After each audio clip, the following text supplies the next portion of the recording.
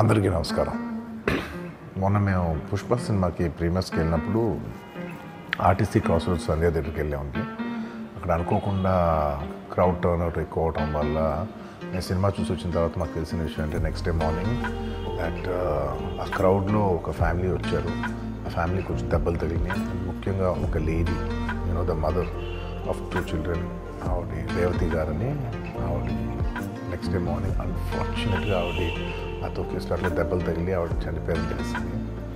అది తెలియగానే మేము సుకుమార్ గారు, మేమందరం మొత్తం ఎంటైర్ టీమ్ ఆఫ్ పుష్ప అందరం సడన్గా డిసప్పాయింట్ అయిపోయి ఒక షాక్లోకి వెళ్ళాము. ఎందుకంటే అసలు ఇది వెరీ అన్ఎక్స్పెక్టెడ్. ఎందుకంటే లాస్ట్ 20 ఏళ్ళుగా ఆల్మోస్ట్ అన్ని సినిమాలకి మెయిన్ థియేటర్కి వెళ్ళి సినిమా చూసి వస్తాం అనేది ఒక తెలియని ఆనవాయితీ లాంటిది. అండ్ ఇన్నేళ్ళుగా ఎప్పుడు జరగలేదు. సడన్గా ఇది జరిగేసరికి మేమందరూ కూడా చాలా డిసప్పాయింట్ అయ్యి చాలా షాక్లోకి వెళ్ళాం. ఈ న్యూస్ తెలిసిన వెంటనే ఆన్ ద ఫస్ట్ డే మేము కానీ ఎవరం కానీ టీం కానీ ఎవరం కానీ ఈ పుష్ప సెలబ్రేషన్స్లో యాక్టివ్గా పాల్గొనలేకపోయాం. We all feel very sad. ఎందుకంటే మేము సినిమా తీసేదే జనాలు థియేటర్కి వచ్చి ఎంజాయ్ చేయాలని. అలాంటి థియేటర్లో ఇలా ఒక ఇన్సిడెంట్ అయ్యేసరికి వి ఆల్ అది మాటలో చెప్పలేకపోతున్నా.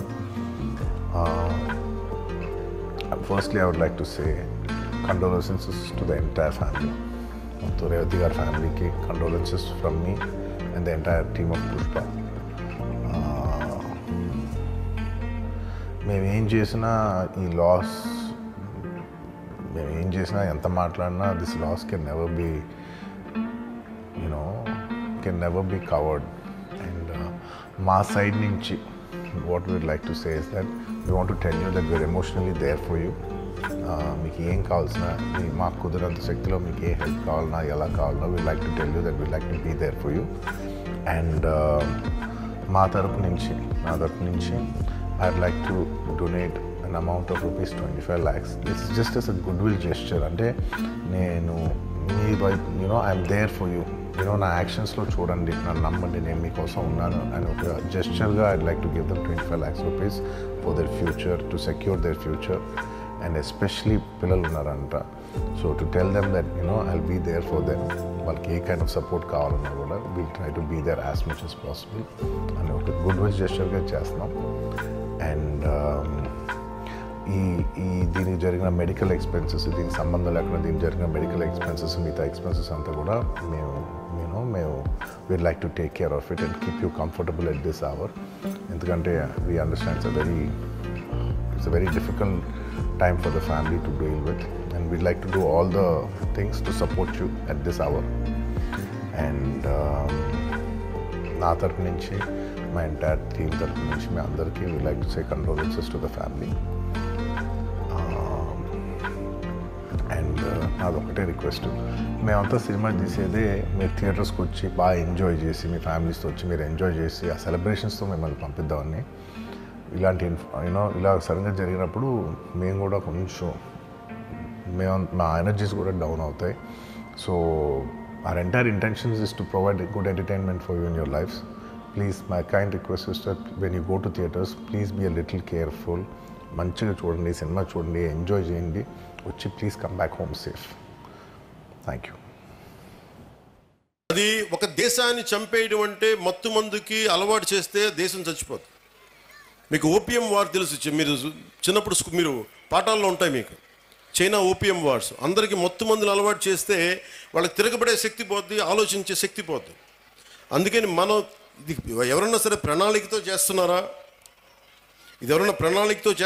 లేదంటే ఇది యాక్సిడెంట్గా జరుగుతుందని ఒకసారి దీని మీద దృష్టి పెడతాం.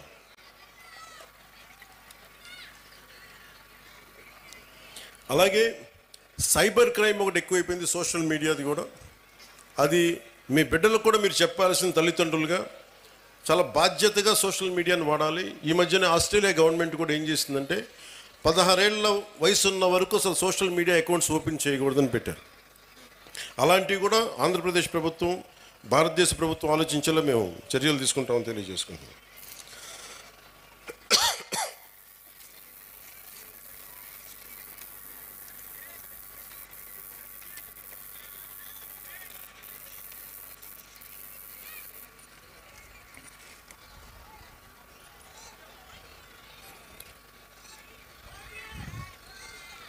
సినిమాలు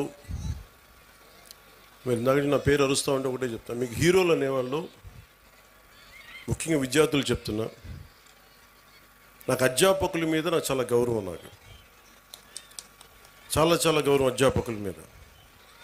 మీరు ఊహించుకోండి, మీ అమ్మా నాన్న ఇంట్లో ఉన్న 2-3 బిడ్డల్ని రోజు చూసుకోవాలంటేనే ఎంత కష్టపడతారు. అలాంటిది పాప అధ్యాపకులు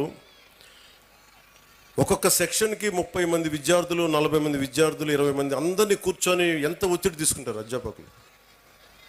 అందుకని అధ్యాపకులకి మనం చాలా సహకరించాలి. చాలా కష్టం అధ్యాపక వృద్ధి. ఈ దేశం బాగుండాలి అంటే కాంట్రాక్టర్లు కాదు మనం పెట్టాల్సింది డబ్బులు, అధ్యాపకుల మీద పెట్టుబడి పెట్టాలి. అధ్యాపకులను గనక నిజంగా గనక బడ్జెట్ పెంచితే, అధ్యాపకుల మీద కనుక పెట్టుబడి పెడితే, వాళ్ళ కనుక నిజంగా విలువలతో ఉన్న అధ్యాపకుల్ని బయటికి తీసుకెళ్తే ఈ దేశం చాలా అత్యంత అద్భుతంగా ఉంటుంది. అందుకని అధ్యాపక వృత్తి హయ్యెస్ట్ పెయిడ్ జాబ్ అవ్వాలని నా కోరిక. ఆ రోజు జరుగుద్దా నాకు తెలియదు, కానీ నా ప్రయత్నం నాకు చేస్తాను. ఎందుకంటే నాకు చిన్నప్పుడు టీచర్స్ నాకు నేర్పించిన పాఠాలే. ఒక టీచర్ నాకు దేశభక్తి గురించి చెప్తే, ఇంకో టీచర్ నాకు సైన్స్ గురించి చెప్పారు. ఒక్కొక్క టీచర్ సరిగ్గా ఉంటే మనకి ఆ సబ్జెక్ట్ మీద ప్రేమ వచ్చేస్తుంది. సో టీచర్స్ కూడా నా విన్నపం, నాకు తెలుసు మీకు ఎంత కష్టాలు ఉంటాయో. మీరు నలిగిపోతూ ఉంటారు, పిల్లల్ని చెప్పి అలిసిపోయి, ఈ పిల్లల్ని కూర్చోబెట్టిలోపు 5 మంది లెగుస్తూ ఉంటారు, మీరు అలిసిపోతారు. పోషకాహారం మీకు కూడా కావాలి. నిజంగా నాకు అదే అనిపిస్తుంది. ఎందుకంటే అలిసి నేను సభల్లో మాట్లాడుతూ గొంతు అవిసిపోతూ ఉంటుంది నాకు.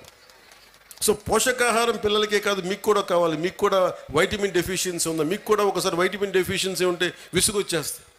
సో అది కూడా చూడాలని నేను కోరుకుంటా ఉన్నాను. Highest paid job should be for teachers. ఈ దేశం బాగుండాలి. ఎందుకంటే మీరు సరైన టీచరు ఒక్కళ్ళు దొరికితే దేశం తాలూకు దిశానిర్దేశాన్ని మార్చేస్తారు. నాకు ఒకే ఒక టీచర్ చెప్పాడు, ఇప్పుడు 9th-లోనో 10th-లోనో నాకు తెలుగు పాఠం చెప్పాడు. ఆ తెలుగు పాఠం ఒకటి దేశభక్తి గురించి చెప్పాడు, చంద్రశేఖర్ ఆజాద్ గురించి చెప్పాడు, భగత్ సింగ్ గురించి చెప్పాడు. నాకు దేశానికి ఏదైనా చెయ్యాలని ప్రేరణ కలిగింది ఒక 9th-లో 10th-లో ఇచ్చిన ఒక టీచర్. అలాగే ఎప్పుడో 6వ తరగతిలో 8వ తరగతిలో ఒక మెడ్రాస్లో చదువుకుంటా ఉంటే చెన్నైలో ఒక టీచర్ చెప్పింది, ఎదుటివాడి కష్టాన్ని దోచేయకు అని ఒక పాఠం. అది డైరెక్ట్గా ఉండదు, కానీ గుర్రం జాషువా గారు రాసింది ఫిరదౌసి పాఠం చెప్పాడు నాకు. మాట ఇచ్చి నా గురించి నువ్వు నా కోసం శ్రమ కూర్చి రాయి అని ఇచ్చిన తర్వాత ఆ రాజు ఫిరదౌసికి డబ్బులు ఇవ్వడం. నాకు రక్తాన్ని కరిగించి రాశాను, నాకు ఇంటే ఆ మాట అన్నందుకు ఆయన మీద చంపేయడానికి రాజు పెడతాడు. ఆయన తప్పించుకొని తిరుగుతాడు. నాకు ఆ పాఠం నాకు నేర్పించింది ఏంటంటే, ఒకటి గుర్రం జాషువా గారి గొప్పతనం, 2 ఎదుటివాడి కష్టాన్ని మనం దొయ్యకూడదని. సో ఒక్కొక్క టీచర్ చాలా అద్భుతమైన పాఠాలు చెప్తారు. మీ హీరోస్ కూడా సినిమాల్లోనే చూసుకోకండి హీరోలని. నేను సినిమా హీరోగా అని చెప్తున్నాను. హీరోలు మీకు ఎలా ఉంటారంటే, మీకున్న అధ్యాపకులు ఉండొచ్చు. ఒక టీచర్ ఇక్కడ పొద్దున్నే ఆవిడ పేరు మర్చిపోయాను నేను, బ్రాంజ్ మెడల్కి రెజ్లింగ్కి ఒక వ్యాయామం ఒక పీటీ టీచరు మీ విద్యార్థులను తయారు చేశారు. ఆవిడ వాళ్ళు వెళ్ళి బ్రాంజ్ మెడల్ కొట్టుకొచ్చారు. And she's a hero for me. హీరోలు అంటే మీరు కేవలం సినిమాల్లో మీరే కదా మేడం,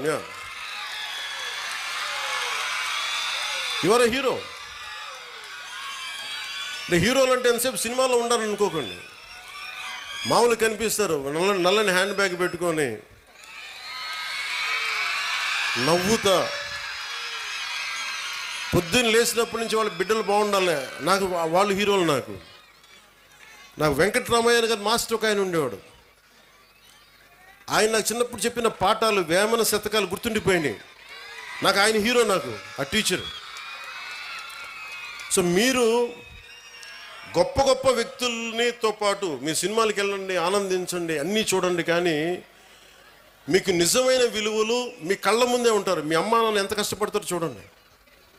మా అమ్మ నాకు నేర్పించింది ఏంటంటే, మా అమ్మ నాన్న ఎక్కువ చదువుకోలే, మా నాన్న 10th క్లాస్తో ఆపేసినట్టున్నాడు మెట్రిక్ తోటి. తర్వాత ఆయన కానిస్టేబుల్ నుంచి ఉద్యోగంలో ప్రమోషన్స్ మీద వచ్చినాయి. మా అమ్మ 5వ క్లాస్తో ఆపేసింది. కానీ వాళ్ళిద్దరి విలువలు ఎంత మంచి విలువలు అంటే, రోజు మా అమ్మ సాయంత్రం సంధ్యా సమయం అవ్వగానే దీపం ఇంట్లో లైట్ వేసి దండం పెట్టుకునేది. నేను 2-3 సార్లు చూశాను, ఎవరికమ్మా దండం పెడుతున్నావు అన్న. ఏ దేవుడికి దండం పెడుతున్నాను అడిగితే మా అమ్మ అంది, నేను థామస్ ఆల్వా ఎడిసన్కి దండం పెడుతున్నాను అన్న, మనకి లైట్ ఇచ్చినందుకు, మన బల్బ్ ఇచ్చినందుకు, ఎలక్ట్రిక్ బల్బ్. ఆ విలువ చదువు వల్ల రాదు. నా పాయింట్ ఏంటంటే, మీరు పిహెచ్డీలు చదవండి, ఇంకోటి చదవండి, కానీ విలువతో కూడిన విద్య చాలా అవసరం.